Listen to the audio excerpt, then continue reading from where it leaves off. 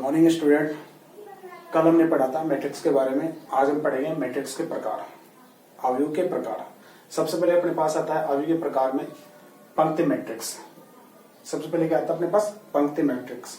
इससे पहले, इसको पढ़ने से पहले हम थोड़ा सा मैट्रिक्स के बारे में दोबारा से देख लेते हैं। हमने देखा था मैट्रिक्स को, तो हम इस प्रकार से इसको डिनोट करते हैं। ये अपने पास कोई भी मैट्रिक्स है, जैसे यहाँ पे कोई भी एलिमेंट आ गया, A11 आ गया, A12 आ गया, A13 आ गया एंड सो ऑन। इसी प्रकार नीचे की तरफ चलेगा, A21 आ गया, A22 आ गया एंड सो ऑन। आगे इधर चलेगा और नीचे की तरफ भी इसी प्रकार चलेगा। ठीक है, तो इस प्रकार में हमने देखा था ये इसकी पंक्ति है, ये भी इसकी पंक्ति है और ये भी इसकी पंक्ति है। और इधर से हमने देखा था तो ये क्या था? स्तंभ। और पंक्ति और स्तंभ के बारे में हमने देखा था कि पंक्ति और स्तंभ, यानी पंक्ति को हमने किससे डिनोट किया था? M से डिनोट किया था, और स्तंभ को हमने किससे डिनोट किया था? N से। और इस कंडीशन को हमने कहा था इसकी कोटि, मैट्रिक्स की कोटि कहा था। अब बात करते हैं पंक्ति मैट्रिक्स की। तो पंक्ति मैट्रिक्स में क्या होता है, सबसे पहले उसकी बात करते हैं। तो इसमें वह मैट्रिक्स जिसमें केवल और केवल एक पंक्ति हो, वह मैट्रिक्स जिसमें केवल और केवल क्या हो? एक पंक्ति हो, लेकिन इसमें स्तंभ बहुत सारे हो सकते हैं। ठीक है, जैसे अपने पास कोई मैट्रिक्स आया, जैसे A1 आया, ठीक है, यहाँ पे A2 आया, A3 आया, A4 आया।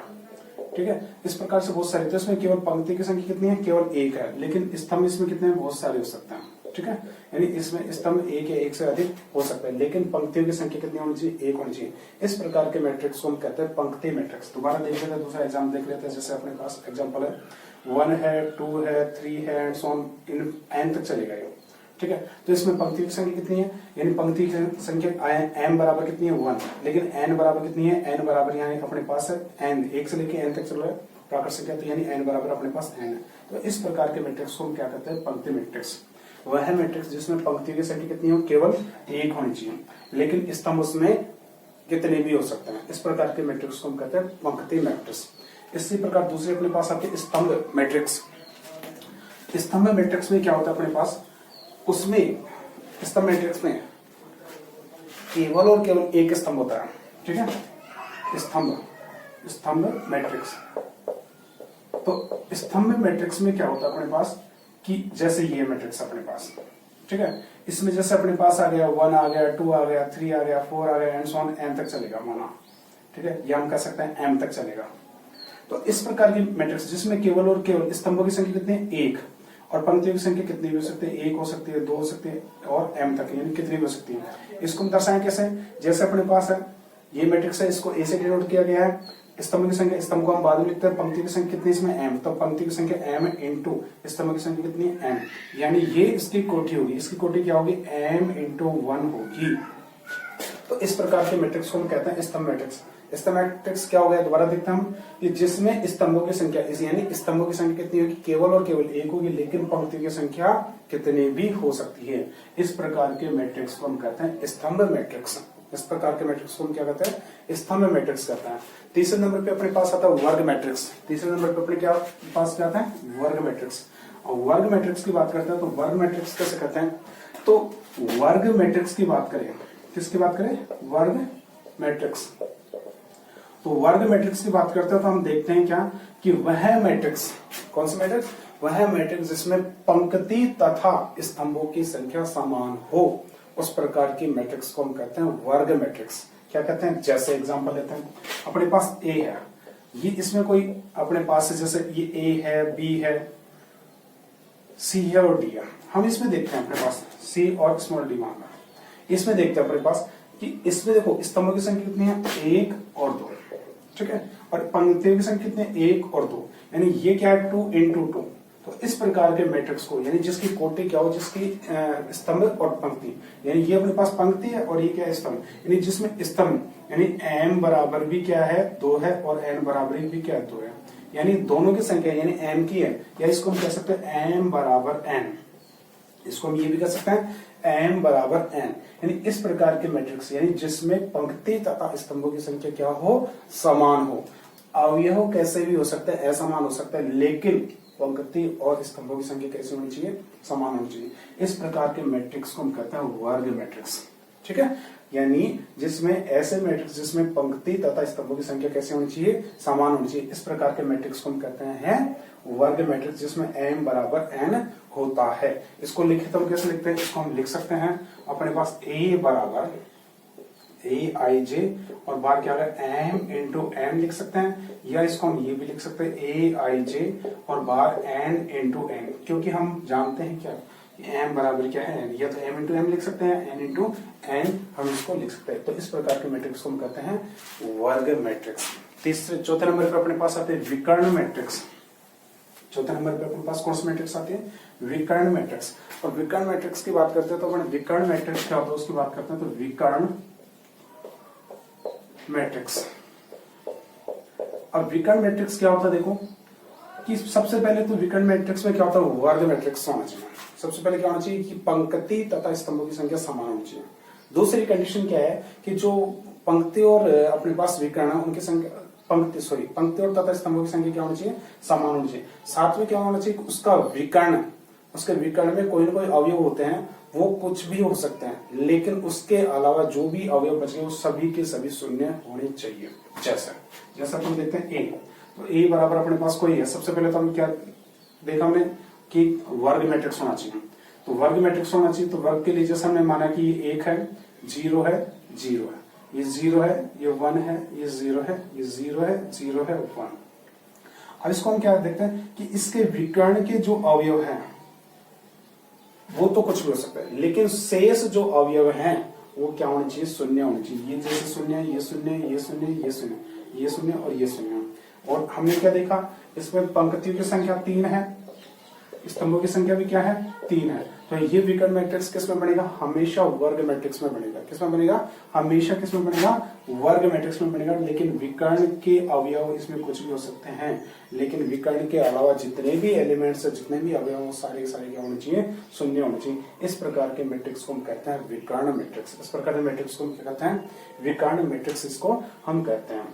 अब इसके बाद में आता है अपने पास शून्य मैट्रिक्स। शून्य मैट्रिक्स का मतलब क्या है, शून्य मैट्रिक्स का मतलब होता है कि वह मैट्रिक्स, वह अवयव जिसके अंदर सभी अवयव क्या हो, शून्य हो।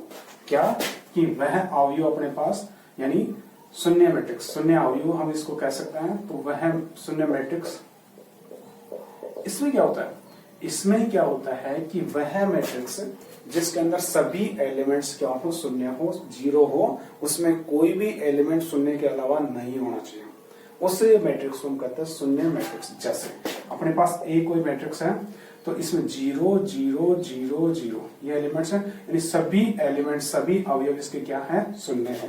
तो इस प्रकार के मैट्रिक्स को हम क्या कहते हैं, शून्य। शून्य के अलावा कुछ भी आ गया तो वो शून्य मैट्रिक्स नहीं होगी। आप कहोगे कि सर क्या यह शून्य मैट्रिक्स है, तो हम कहेंगे बिल्कुल भी शून्य मैट्रिक्स, क्योंकि इसका एक एलिमेंट क्या आ गया, 1 आ गया। इस वजह से इसको शून्य मैट्रिक्स हम नहीं करते हैं। तो यानी उसके अंदर सभी एलिमेंट्स क्या होना चाहिए, शून्य होना चाहिए। इस प्रकार के मैट्रिक्स को हम कहते हैं शून्य मैट्रिक्स हम कहते हैं। इसके बाद में अपने पास नेक्स्ट आता है अदिश मैट्रिक्स।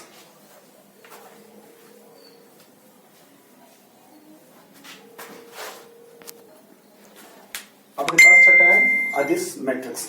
इसमें क्या होता है, देखो अभी अभी हमने देखा इसमें कौन सा, विकर्ण मैट्रिक्स। विकर्ण मैट्रिक्स में क्या था कि इसमें विकर्ण के जो अवयव है वो कुछ भी हो सकता है, ठीक है। लेकिन अदिश मैट्रिक्स में क्या होता है, जैसे अपने पास कोई मैट्रिक्स है, हमने क्या कहा था कि ये आपके पास कोई विकर्ण मैट्रिक्स है, 1 आ गया, 0 आ गया, 0 आ गया, 0 आ गया, 2 आ गया, 0 आ गया, 0 आ गया, 0 आ गया, 3 आ गया, ये कोई मैट्रिक्स। ये तो कौन सा है, विकर्ण मैट्रिक्स। कौन सा है, विकर्ण। तो अदिश मैट्रिक्स क्या होगा कि विकर्ण मैट्रिक्स तो ये है, अदिश मैट्रिक्स में क्या होता है कि जो विकर्ण है उसके सारे के सारे एलिमेंट्स क्या होने चाहिए, समान होने चाहिए। जैसे इसमें 1 आया तो यहाँ पे भी 1 होगा, यहाँ पे भी 1 होगा, ठीक है। इस प्रकार के मैट्रिक्स को, इस प्रकार के अवयव को हम अदिश मैट्रिक्स कहते हैं। दोबारा से देखते इसमें, लेकिन ध्यान रखना इसमें विकर्ण मैट्रिक्स इसमें होगा, यानी वर्ग मैट्रिक्स भी होता है। जो अदिश मैट्रिक्स होता है वो वर्ग मैट्रिक होता है। दूसरी बात विकर्ण मैट्रिक भी होता है। तीसरी बात, इसके जो एलिमेंट्स है, जो विकर्ण के एलिमेंट्स है, वो हमेशा समान रहेंगे, अलग अलग नहीं होंगे। विकर्ण में क्या होता है कि ये जो विकर्ण वाले एलिमेंट्स हैं ये अलग अलग हो सकते हैं, लेकिन इसमें जो एलिमेंट्स है वो अलग अलग नहीं हो सकते। तो इस प्रकार के मैट्रिक्स को हम क्या कहते हैं, अदिश मैट्रिक्स इसको कहते हैं, जिसमें विकर्णों की संख्याएं, विकर्ण के जो अवयव हैं वो अपने पास क्या होनी चाहिए, समान होनी चाहिए। इस प्रकार के मैट्रिक्स को हम कहते हैं अदिश मैट्रिक्स। अगले अपने पास आता है तत्समक मैट्रिक्स। अब तत्समक, इसको इंग्लिश में हम आइडेंटिटी मैट्रिक्स भी कहते हैं। तत्समक का मतलब क्या होता है कि तत्समक यानी 1। तो अपने पास 7th नंबर पे आता है तत्समक, तत्समक मैट्रिक्स। तो तत्समक मैट्रिक्स में क्या होता है कि वह मैट्रिक्स जिसमें, जैसे वर्ग मैट्रिक्स है, इसमें भी वर्ग मैट्रिक्स होगा, तो वह मैट्रिक्स जिसमें विकर्ण की जो आपके पास एलिमेंट्स होंगे वो क्या होंगे, 1 होंगे, 1 के अलावा कुछ भी नहीं होंगे। यानी जैसे अपने अभी भी एग्जांपल लिया, ये 1 है, 0 है, 0 है, 0 है, 1 है, 0 है, 0 है, 0 है, 1 है। तो इस प्रकार के जो मैट्रिक्स होगा उससे हम करते हैं तत्समक मैट्रिक्स।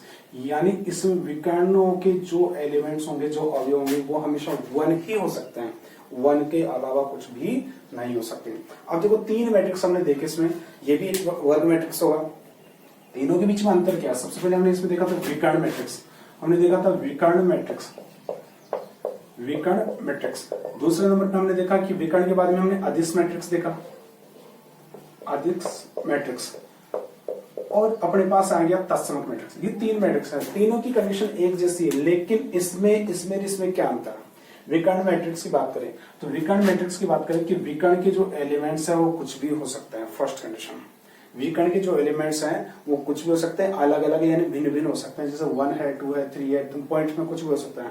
यानी इसके जो एलिमेंट्स हैं हम कहें कि विकर्ण की बात करें, सबसे पहले किसकी बात करें? विकर्ण की। तो ए हो सकता है, बी हो सकता है और सी हो सकता है, यानी तीनों अलग अलग हो सकते हैं। तो ये मैट्रिक्स तो अपने पास कौन सा हो गया? विकर्ण मैट्रिक्स। लेकिन ये एक वर्ग मैट्रिक्स भी होता है। दूसरे नंबर पे बात करें अदिश मैट्रिक्स। अदिश मैट्रिक्स में क्या होता है कि यदि ये ए है तो ये भी ए होगा, ये भी ए होगा, यदि ये बी है तो ये भी बी होगा, ये भी बी होगा और ये भी बी होगा। इस प्रकार से एकस के विकर्ण सारे के सारे क्या होंगे? समान होंगे। तत्समक मैट्रिक्स में क्या है?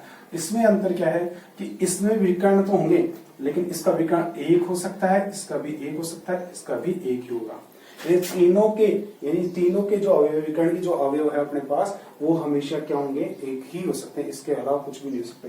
तो इस प्रकार के मैट्रिक्स को हम कहते हैं तत्समक मैट्रिक्स। तो आज हमने क्या पढ़ा? हमने पढ़ा मैट्रिक्स के प्रकारों के बारे में। सबसे पहले हमने पढ़ा पंक्ति मैट्रिक्स, स्तंभ मैट्रिक्स, वर्ग मैट्रिक्स, विकर्ण मैट्रिक्स, अदिश मैट्रिक्स।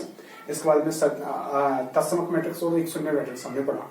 हमने पढ़ा सबसे पहले पंक्ति मैट्रिक्स, जिसमें क्या हो, पंक्तियों की संख्या कितनी होनी चाहिए? एक होनी चाहिए, स्तंभ कितने भी हो सकते हैं। दूसरे नंबर पे हमने पढ़ा स्तंभ मैट्रिक्स। स्तंभ मैट्रिक्स में हमने क्या पढ़ा? स्तंभ मैट्रिक्स में स्तंभों की संख्या कितनी होनी चाहिए? एक होनी चाहिए, लेकिन पंक्ति कितनी भी हो सकती है। तीसरे नंबर पे वर्ग मैट्रिक्स, जिसमें स्तंभ तथा पंक्ति दोनों के दोनों क्या होनी चाहिए? बराबर होनी चाहिए, इनकी संख्या दोनों की समान होनी चाहिए, उसे हम कहते हैं वर्ग मैट्रिक्स। चौथे नंबर पे हमने पढ़ा विकर्ण मैट्रिक्स, यानी उसमें विकर्ण होता है, उसके एलिमेंट कुछ भी हो सकते हैं, लेकिन उसके अलावा जितने भी अवयव है वो सारे के सारे क्या होने चाहिए? शून्य होने चाहिए। इसके बाद में हमने पढ़ा शून्य मैट्रिक्स, यानी जिसमें सारे के सारे, ऐसा मैट्रिक्स जिसमें सारे के सारे अवयव एलिमेंट्स क्या होने चाहिए? शून्य होने चाहिए, उसे शून्य मैट्रिक्स कहते हैं। इसके बाद में अदिश मैट्रिक्स पढ़ा। अदिश मैट्रिक्स में क्या होता है कि जिसमें अवयव, जिसके विकर्ण के वर्ग मैट्रिक्स होता है, साथ में क्या इसके सारे के सारे जो विकर्ण है, सारे विकर्ण, जो एक विकर्ण है उसके सारे एलिमेंट्स जितने भी अवयव वो सारे के सारे कैसे होने चाहिए? समान होने चाहिए। चाहे वो 1 हो, 2 हो, चाहे 1.1 हो, चाहे 1/2, कुछ भी हो, लेकिन तीनों जो अपने पास इसके ये अवयव है, ये सारे के सारे क्या होने चाहिए? समान होने चाहिए। तो इस चौथे नंबर आपने आगे पढ़ा। सातवें नंबर पे तत्समक मैट्रिक्स। तत्समक मैट्रिक्स में मतलब क्या होता है? जो वर्ग मैट्रिक्स होता है, या हम कह सकते हैं जो विकर्ण मैट्रिक्स होता है, उसके विकर्ण हमेशा क्या होंगे? 1 होंगे, 1 के अलावा कुछ भी नहीं हो सकता। यहाँ पे 2 आ गया तो ये फिर तत्समक मैट्रिक्स